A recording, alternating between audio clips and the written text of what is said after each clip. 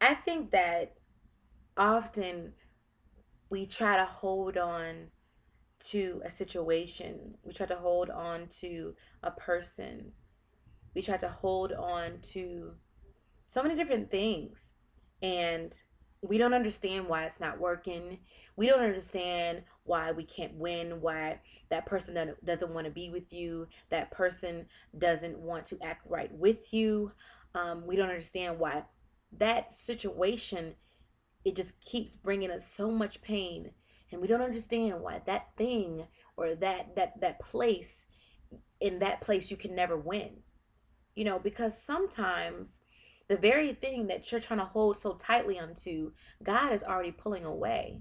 Sometimes the doors He's already closed, you turn around and you open that door. Then you want to have the confused look when it didn't work out. I think that we're getting into a point that we need to allow God to be God. And everybody says, yeah, I'm gonna let him be God. I'm gonna let him control my life. I'm gonna let him be, the driver. But that's not true. That's not true, because sometimes when when you need God to be God, you want to play God. You want to drive the car. You want to be in control of that situation. It's either you let God be God all the time, or you just leave him alone. You can't expect God to move when you say move. Okay? He's God. Duh. You move when he say move. Okay? So I think that, often we get to that point when, you just ask God, why is this not working? When he's just looking at you like, because I've closed that door. I've got rid of those people. I've explained to you that that's not what I want you to do. I've explained to you that I only want the best for you, but you are the one that keeps on opening that door. And that you want to be confused because it's not working. I closed the door for a reason. So you need to start looking at your friends. You need to start looking at your situation.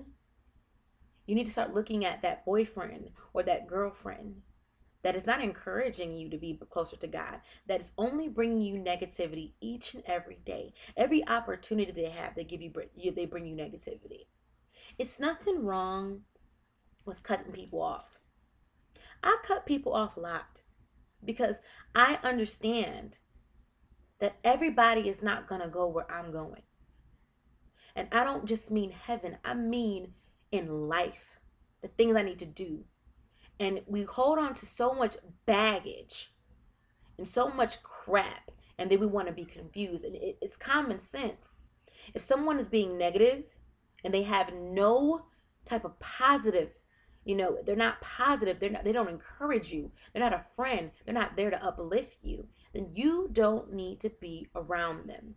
You don't need to, there's nothing wrong with you speaking to them when you see them, because I know the situation when you work with people that who are negative and just can't seem to get it right. You say hi and you say bye. You don't have to have long-winded conversations. You don't have to do that. There are people that are in your family that you have to eat dinner with, and you just feel like, why are they, you know what I mean? Why? I'm not saying hate them.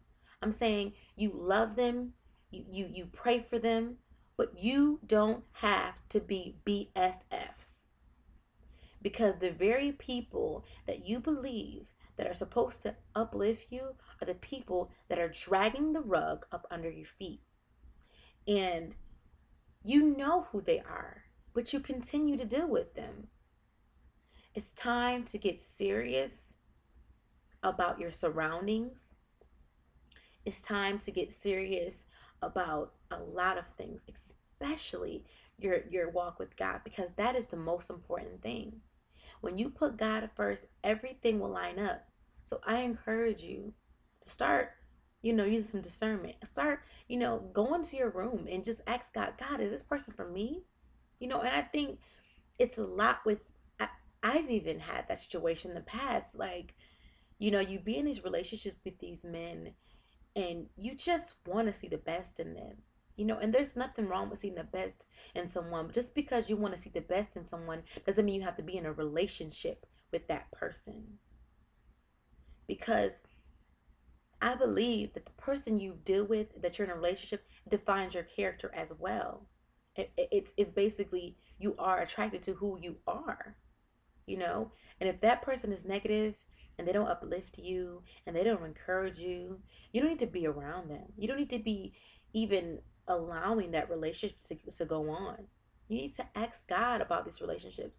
And ladies, instead of going to your friends and asking them how they feel about so and so and the date that you went on, you sit down and you have a conversation with God and you ask Him what He thinks about Him.